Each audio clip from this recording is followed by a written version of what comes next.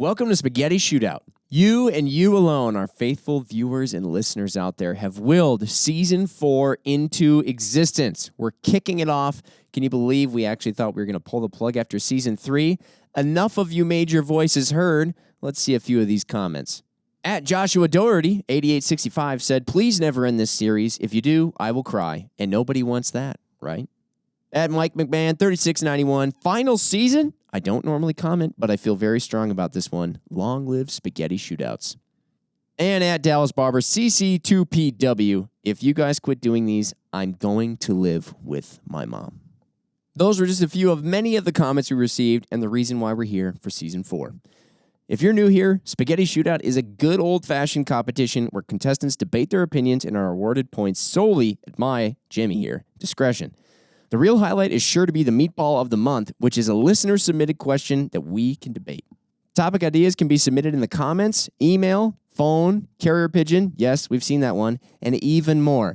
And we'll select one to add to the mix. Send yours in, and if your meatball makes it on the show, you'll score a set of Triumph HD 10x42 binoculars, a custom podcast hoodie, a $100 Vortex apparel package, and of course, a glorious cameo from our very own Mark Boardman. So without further ado, let's jump straight into the sauce and get this episode started. Can you believe it? We're back. I can't believe it. Somehow we got the chance to do this again. Here we are. Here we are. Well, it's Spaghetti Shootout. You all already know that. And we're back for another season. Blessed. I mean, really, the format is still the same. I don't know if the outcome is going to be more of the same, if it's going to get any better. Mark, I heard I heard some folks outside, on the outside here, saying that you just took a little bump of the caffeine before you came in here. So should we be expecting anything? Just a little nip off the old caffeinated beverage bottle there, Jim. Okay. Yeah, I tell you what. Still on the bottle. Oh yeah, big time. I'm just still bummed that we took a few months off. Yeah. I mean, you know how much I love this. Right. But it's a chance for Ryan, to maybe have cooled off a little bit. Maybe a fresh start. Does he ever? He's good. It's tough. Ryan, how are you feeling? You haven't said anything yet?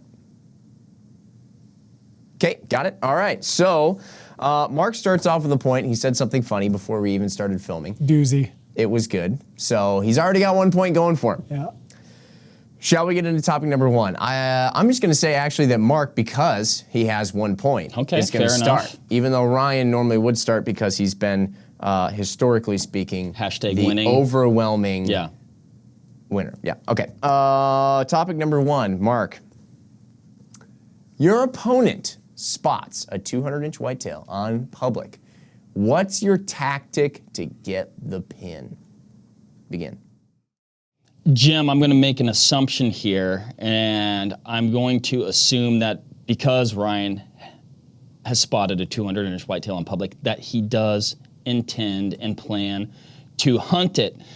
For that reason, I don't want the pin. I don't want the info. I don't want to know anything about it. Number one, I'm better than that. Number two, if he tells me anything about this deer, I will feel obligated to stay away from said deer.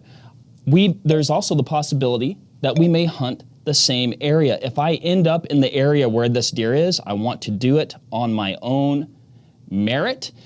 If I know about this deer, I feel I am obligated to stay away from it. And I just don't want that to be the case. Okay. All right. Didn't really go with the spirit of the question. Yep. But I don't care. I'm giving you an honest answer.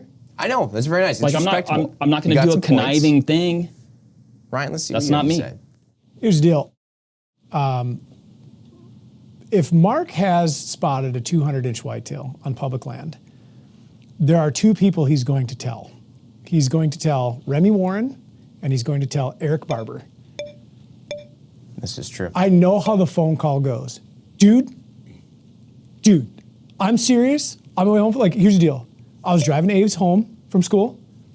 Slammer buck. I'm going to send you the pin. Tell me how you'd set up on this. All I got to do is talk to those guys and say, hey, fellas, Ordman shared with you a pin for a large white-tailed deer. Now, I don't have vested interest in this deer. I don't want to sweep it out from under his feet. But now I'm obligated to. I have to take this from him. It just has to happen. Where's that pin? See, he understood what we were going for there. Or his buddy Again, AJ. Again, yeah, buddy AJ, for sure. Okay. Again, very respectable answer, Mark. The 100% wrong answer. I can tell you with absolute certainty, if I spot and know the whereabouts of a 200-inch deer, I'm not telling anybody about it, period. No, I think you will tell some of the people that he mentioned. I don't think you would tell Eric, though. Eric, There's a reason that guy's name's Slingin' Rick. And that's just...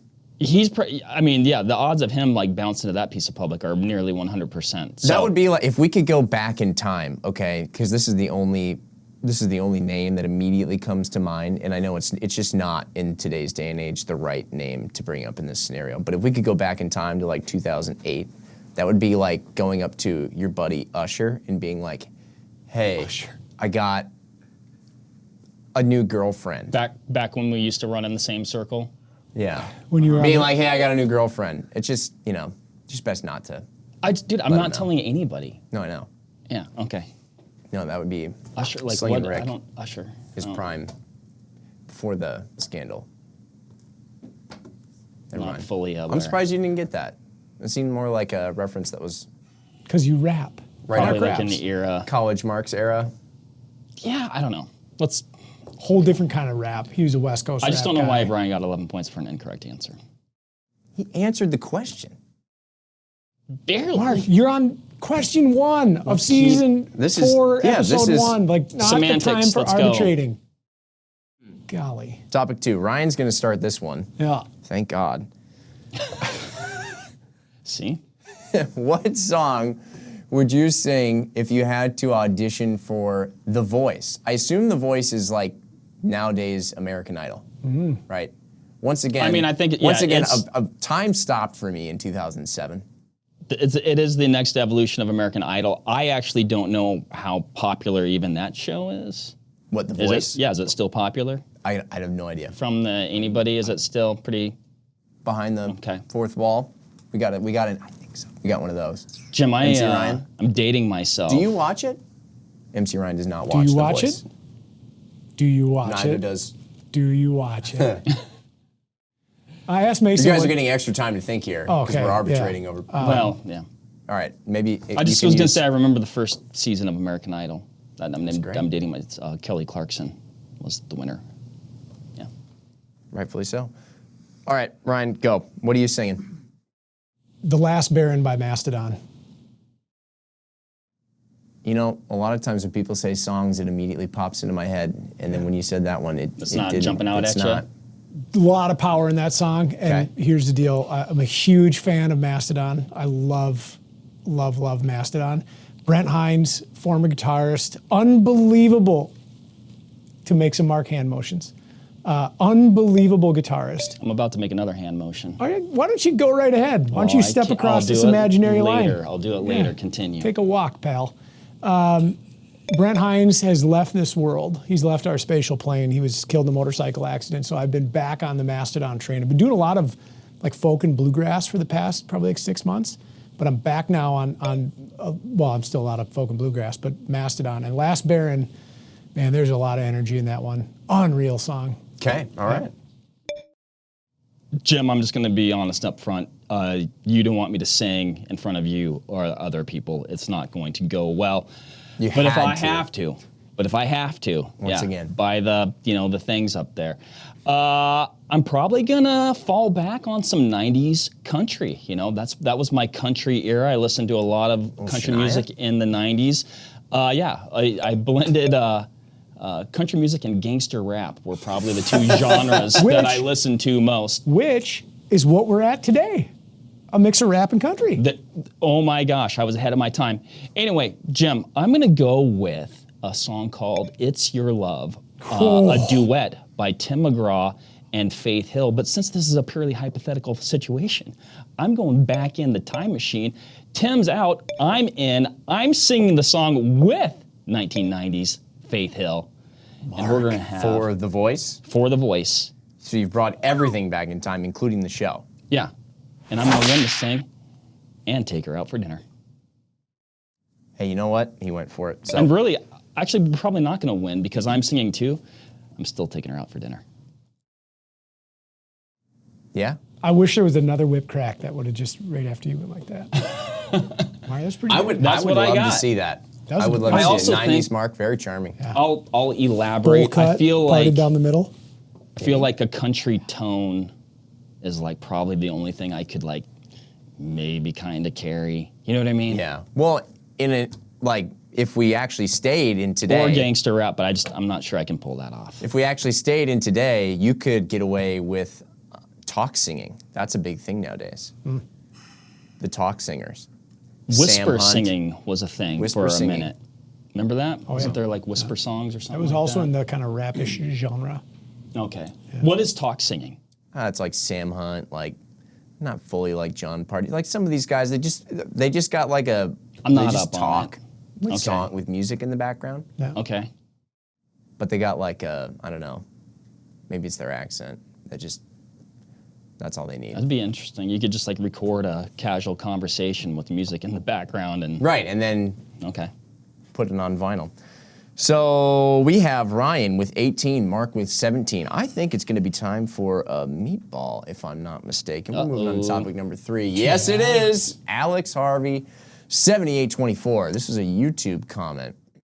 Mark, you're starting this one off. If you could bring a cartridge back from the dead, which one are you choosing? That's actually kind of tough. Like from the dead, or from like obscurity, but maybe still It's not. tough because obscure like so many are still kicking, but they're dead. Look here, I'm not going to fault you if you choose one that's like that. Okay. That will, Alex Harvey, I don't know if that was the spirit of your question. That's just we're gonna roll with it here, as though that was the case. So yeah, if you pick one that like they're still making dies for, I'm not going to fault you. So Mark, you're starting this one off. Jim, I'm gonna go with a cartridge, Ryan, that we were just chatting about Jim, I'm going to go with the cartridge, Ryan. the other day. It makes sense in my head. And it's a cartridge Oh, that good. I feel exemplifies what everybody is looking for today. And that's the 7mm short action Ultra Mag. Oh. This thing is so incredibly high performing. It's so ahead of its time. It actually should have been way more popular, one of the most popular cartridges, and probably should have eliminated the need for some of these new hot cartridges that we see today that are doing the exact same thing, sometimes not as good. Unbelievable. This thing pushes bullets, we'll say between the low 29s to 31 and change, high slippery ballistic coefficients, manageable recoil. There was nothing ever wrong with this cartridge. Everything was right with this cartridge, except that it didn't gain popularity. Very nice. Ryan? I'm going to take a cartridge that is recently deceased. Again, we're working with the modified spirit of the question. It's in obscurity. It's not as popular as it should be. The answer is 375 Ruger. It's still a production cartridge. You can buy it in such limited quantities from one ammunition manufacturer and 2 rifle manufacturers. The 375 Ruger is a cartridge that when loaded properly, I had a conversation with a customer, podcast listener, not an hour ago about 375 Ruger. He wanted to know about pushing 270 grain Barnes LRXs at 28 to 2,900 feet per second, his viability as a long range elk and moose round. And he's 1,000% correct. Everything the 375 H&H does, which has been around forever, the 375 Ruger does better. A bold statement. I'll take it. Very nice. I'm gonna say this post whip crack, Ryan. It's on the internet now. Say that 10 times. Crap. Is that what I said? I don't even know what I thought I just. Anyway. You've said worse 100%. on this show. Yeah. Correct. You were too. Yeah. You know what? But After all that, well, correct. you know, we're short on time here. Here's what it doesn't have. And honestly, this is why I think it hasn't been more popular. It doesn't have the romance Sure. of the 375 H&H. Good point. It doesn't. It's got the right number though. 375. They don't Right care. number, I think. It's a good number. If you told me I could pick from just all the characteristics and the form factor of the rifle and all the things, I would get the 375 Ruger. There's a thing about numbers. Like if you come out with something and it's got a number designation in the name and the number does not roll off the tongue well, Screwed. screwed. Yep. If it doesn't, No one will remember it. you know how you like when numbers scratch your brain? Yeah. And for you, like, nah, just don't like it. Why? It's great. Nah, I don't like it. Man. Yeah. And that's what happens. Okay. So, look at this. We actually had a little flip-flop. Mark, I don't know what happened, but you're at 30 and Ryan is at 29. So you're up 1 going into topic number 4. How I you don't feeling? care. Call me. How you feeling? You got that hoodie on. I brought up that voicemail today. Good. You did? Yeah. That's a good one. I still haven't. We need to play it. I wonder if we can actually do that. About Because once we've every mentioned it in the podcast. about once every 3 years, I like get back with Travis and I'm like, hey, you still got that? And then he sends it and bumps it to the top of my email, and there I go. How old is that? More than 10 years. I've been here. Yeah, I was here more than 10 11 years. on the 8th of this month, and that predates me. I mean, people don't know what we're talking about. It's fantastic. They'll no, trust us. It's fantastic. A voicemail from a guy living on the east side of the West Coast. Yep. What can you say? Not, What more can you say? Not making fun, that voicemail has brought me so much joy. Save lives, honestly. Genuinely curious about the nature of our business and how we live with And ourselves. just baffled by a couple things, a lot of questions. Very open-minded though. Needs I a mean, new- he wasn't mad. needs He a was new- just needs a new looking computer. looking for conversation, looking for feedback, looking to be educated. yeah. Topic number 4. Ryan, you're going to start this All one. right, then. Favorite aircraft. I like this one a lot. Favorite aircraft and why? Let's go. Begin. I'm going to talk about a Rolls-Royce V12 positioned in the nose of this silver steed. That would be the P-51 Mustang. Yep. Equipped with 6 Browning M250 caliber machine guns. Optional. Points. Double canopy, optional extended fuel tanks. We are talking about, simply put, the finest fighter aircraft ever built. And I mean that even talking about today's next-gen fighters, which are incredible. To hear a P-51 Mustang, to smell a P-51 Mustang, and to touch a P-51 Mustang is something that will go down. When I die, the moments that I have before my death, I will remember the day. You did that? Special. Yeah. That's That special. is pretty cool. You got some serious points there. All right, Mark. See what you can do. Jim, I think everybody should have a favorite aircraft. I mean, if anybody ever gets the chance to walk around Vortex, we do it here every day. The walls are adorned with military aircraft art. I don't know if you guys know this about me. I grew up in Washington State. From Washington? Yeah, there's a Navy base on Whidbey Island. And on that Navy base, they had a lot of A6 intruders, and occasionally I would get to see those things ripping around the mountains if I was skiing or hunting. One time, one flew so close to the deck, I could see the gentleman in the cockpit. It was absolutely fantastic. It's not the sleekest fighter jet, but I tell you what, it carries an impressive payload. It's a 2-seater. 2 guys side by side up front. You're flying with your buddy. One guy's flying, the other guy's dropping bombs. You're having a great time. I imagine sometimes you could take turns. I don't know. I'm getting points. I'm giving him points for all this. He's making it up on the fly. I mean, you'd be like, hey, can I try that? It'd be great. I mean, it's a cool jet. It can take off from an aircraft carrier or your standard landing strip. It does all the things. Fires missiles too. Hey, let me get a shot at that over here. You quit having all the fun.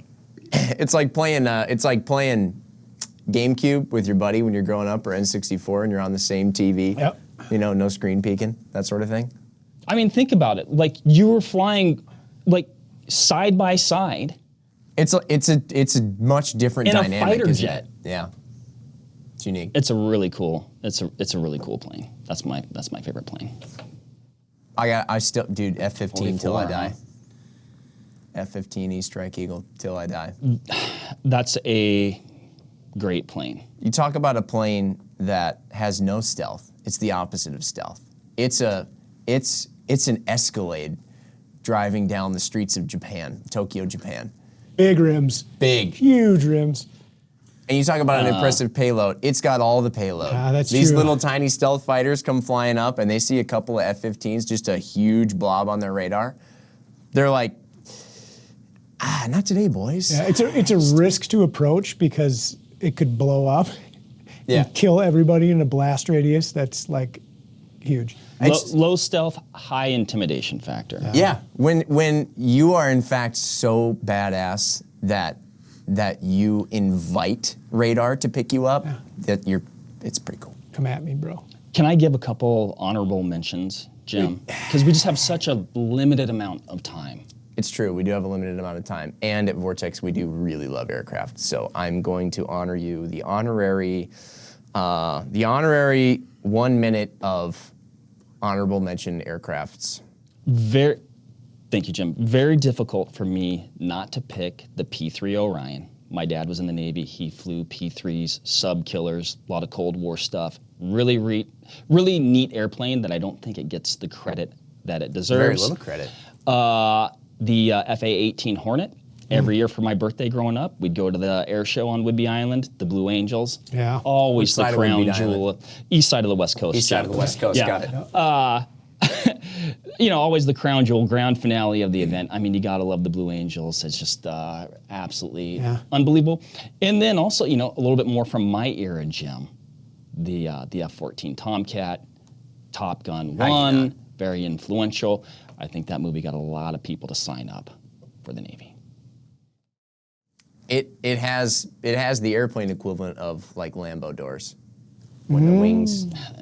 It's cool. Mark, that was a really nice. That was a nice It was good. homage to a couple of really great aircraft. You did a really good job. Yeah, all Navy stuff. Or wait, yeah. Mm-hmm. Yep. Alrighty, that was topic number 4. We had a good time. Hey, why don't we start hearing favorite military aircraft? Well, no, it's just aircraft. We like military aircraft. I mean, I like a lot of I planes. thought you were but jumping into a Cub. I did. If I was going to pick like a private one. Yeah. No, but he had good reasons behind the music. I But agree. hey, favorite aircraft in the comments below. Yep. Let's blow it up because we love aircraft. You know what? I've never been in a Cub. Beavers, Wait, otters. you've never been in a Cub? No, Beavers, otters, 185s, 172s. Yeah. It's just kind of like that. It's your white whale. Mm-hmm. Yeah. God, they're cool. Cub rides are expensive these days. Alrighty. One time my brother, when I graduated high school, one of my brothers took me up in a open cockpit biplane. He was not flying. Oh, okay. We were just passengers. One of the coolest things I've ever done. Flying with lightweight in an open cock, I'd be mortified. It was one of the coolest things I've ever done. You want to see this thing take G's? You guys realize Hey, what's this thing, man? Oops. Okay. you guys realize we're just having a podcast about planes right now, right? Yeah. Should we do that once with Mike? No, we did that on a podcast where we talked about planes. We said that we should. Right. Yeah. Okay. Topic number 5. Let's do it. Who started the last one? I've literally no idea. I don't Mark remember. starts this round. Thank you, MC Ryan. Oh, yes. Thank you, Internet. If your opponent was a broadhead, what would they be and why? Ryan's feeling pretty stoked about this, and he's up 1 on you, Mark. So I hope you've got something good. We do have trivia, but bring it. All right. If Ryan was a broadhead, he would be a hand-napped obsidian point, partially because they're cool, partially because I would venture to guess he just likes to say the word obsidian. Obsidian. Hand napped. Dragon glass. It's sharp, it's precise, and you can form it with precision. And these are all things that Ryan likes to do with any projectile he is sending downrange. I know I'm probably being over complimentary. That's not what this is about. But I'll go here with it. Oftentimes, the obsidian points were actually used on spears, not bows, which actually makes sense for Ryan because he refuses to take advantage of the Wisconsin archery season, which is, I said it before, I said this word, it's the crown jewel of our big game seasons. It's the best thing we got. And he says, nah, maybe never. Ryan, what do you got? You get an extra 6 seconds. Mark took the high road initially. I like that you came back to the low road. Give a little bit. You know I like that low road. let's think back to ATA show 2011. Introducing the toxic Broadhead. You would do that to me. I would do that to you. I would do that hastily and handily. Unbelievable. He says if your opponent was the Broadhead. Yeah, that's what- Lightning isn't this- bolts, blood splatter, a biohazard symbol. Here's Mark Boardman. That's The it. accuracy of a wiffle ball. That's correct. And it makes the same sound. You can't deny the curiosity when you encounter the toxic Broadhead. You think like, holy expletive, that might work. And then you get it and you start shooting it and you're like, this bow sucks, it's out of tune. It has nothing to do with your bow, it's simply the Broadhead.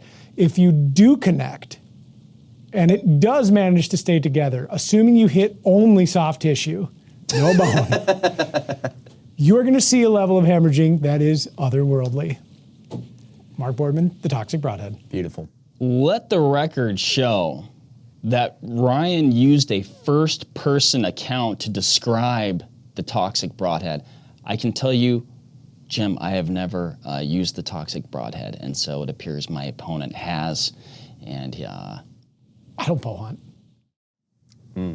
that's true. It looks like that alibi's paid off. It You shoot your bow. I do. I haven't in a long time. cores the deer out like an apple. You get a spaghetti strand. It's got hide on either end. You just pull that off. You fry the middle. Looks like something that came out of the spiralator on your Got- I will say, KitchenAid. like, it was so wild looking. Oh yeah, You couldn't help but that's my point. And they Like, be tried. interested in, tried, right? be curious, yeah. be Broadhead curious. Trivia. Thank you, Mark. Trivia. We're to trivia? We're already to trivia. That was topic number 5. Oh You got my your board gosh. on you, Mark? Ryan's already writing something. Yeah, probably what? Would you care to show the class what you've wrote? Yeah. Hold on. Oh, he just wrote trivia. I also put a heart with Mark's name in it. Very nice. I do love me some Mark. Mark is actually up 1 point right now. You could win it all, Mark. Now, if you guys recall how trivia works, if you answer the question correctly, you get 3 points. If you answer it incorrectly, you lose 1. Ooh. What if you just plead the fifth? If you plead the 5th, Yeah. I What will if you don't subtract answer? 5 points. Okay. And there is 10 seconds to answer each question. All right, MC Ryan. Golly, look at this. He's got, do you see this? Oh, I actually don't think this is the Oh first my season we've had gosh. this. I think he actually had this. Very earlier. official, We though. have Hand custom. drawn. Hand drawn. We have custom. What do they call Well, this? And and it's I mean, backwards. Jim, he even flipped it and reversed it, so because of the way the cameras work. Oh, I didn't even know. Wow. I'm just that bad at reading that I didn't notice. Okay. Question 1. Which state has the largest estimated elk population? Go. Oh, very sorry, MC Ryan. I caused a whip crack echo. Okay, you both have it already? Very nice. Flip them. Colorado, Colorado. Both are correct. Both are getting 3 points. Mark's still up 1. Come on. There on to it, are buddy. Hold 2. on to it. Oh, yeah. Dude, by a thread. Look at that. Everything's falling apart at the seams here. No, not yet, new Boardman. I'm names. asking the question. What is the Boone and Crockett minimum score for a typical Rocky Mountain bull elk to enter the all-time records book? Closest answer wins. Boy, I don't know. I don't generally have this problem, Jim. I don't have this problem. That's good. All right, there it is. 10 seconds is up. Show your work, please. We got 380. We got 375. On the nose, 375. Son of a bee sting. Ryan Muckenhirn. Oh, Mark with a subtract 1. I'm really Ryan glad up I 3. went low because I was going to hit 380. I tell you what, this Why didn't they use a more round number? I don't know. It's dumb. 375 is not like a I mean, it's round. pretty round. It's pretty- not even. It's not actually even. on. Yeah, you don't. Whenever you're like throwing out the judge, you never throw the half class. It's like it's a 160 class buck, not a 165 Yeah, nobody says like, class oh, buck. he's a. Yeah. Yeah, that's You'd like say it's a saying- 170. It's a Yeah. one. It's like, how long was your turkey beard? You're like No, so you know what- 11.625179.616 inches. It's like, Yeah. oh, okay. Pi R squared. Pi. No, you know why they do that? It's because then when you shoot a 380, you were comfortably 5 over. I don't know. I'm not buying it. Nobody wants the threshold to be 380, and then you got 380, and then you're like, just squeaked in. I put all my numbers in. I'm just trying to get one book, Jim. Our answer that we received was via Boone and Crockett. So that is a call out here. Okay, now here's the deal. If Ryan gets this wrong and you get this right, then we actually How many more questions are there? Sudden death. There's one. This is it. This is it. Sudden death, Mark.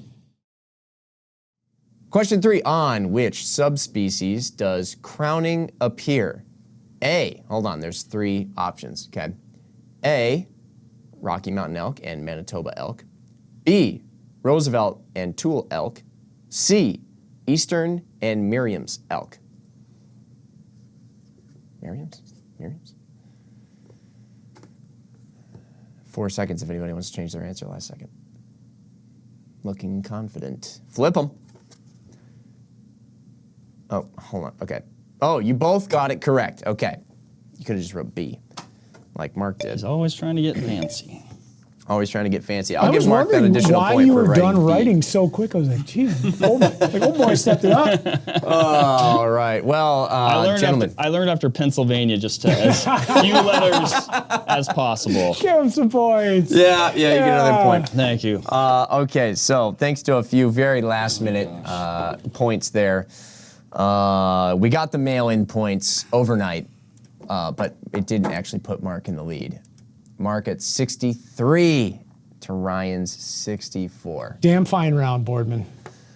It was a good round. It was a good. I feel like we had some. Very enjoyable conversation. It was good. in this round. This was fun. This is a good way to get started again. Yeah, I mean, as long as it's Simple. well, just a good show. You always want to play well. Sometimes it doesn't go your way, right, Jim? Sometimes. I try. Mark, I know you don't believe me. I try to make this as fair as possible. I know you do, Jim. All right. Well, It's hard to overcome personal bias. on that note, everybody, thanks for watching, and don't forget that you wanted me to look at this one. Oh, last crack. You know what? It's the thing I always forget. Ryan gets the last crack. All right, Ryan, tell us what season's coming up. Upland season is upon us, ladies and gentlemen. And remember, don't head afield with that old shotgun unless you know where it's patterning, okay? I had a podcast listener write in just this week after listening to the Rough Grouse podcast that we recorded, saying, hey, how do I get the most out of this ultralight 28 gauge that I'm running? And my advice is Get a synthetic 12. My advice is throw it on a patterning board and then drive those ultralight guns a little bit harder than you might think. The analogy that I used is one does not grip a Ferrari steering wheel gingerly while going 130 into a corner. You grip it with your life. Anyway, pattern your shotguns. Hit the skeet course, hit the sporting clays course. If you're into trap, I guess you can do that kind of thing. But skeet and sporting clays, get a little buffed up before you head a field. You're gonna put more birds in your bag. That's my last crack. One doesn't grip the steering wheel at all at 130 miles an hour in their Tesla when it's steering for them off an embankment. Ooh. That's how that works. Jim with the last crack there. All right. Well, I think now it's been a couple months.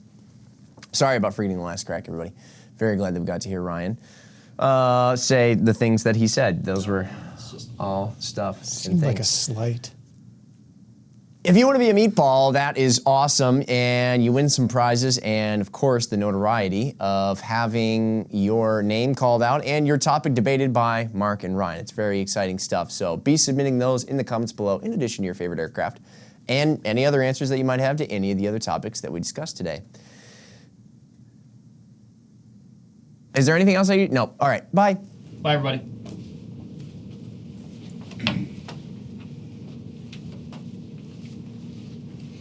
That's that. Good show, boy.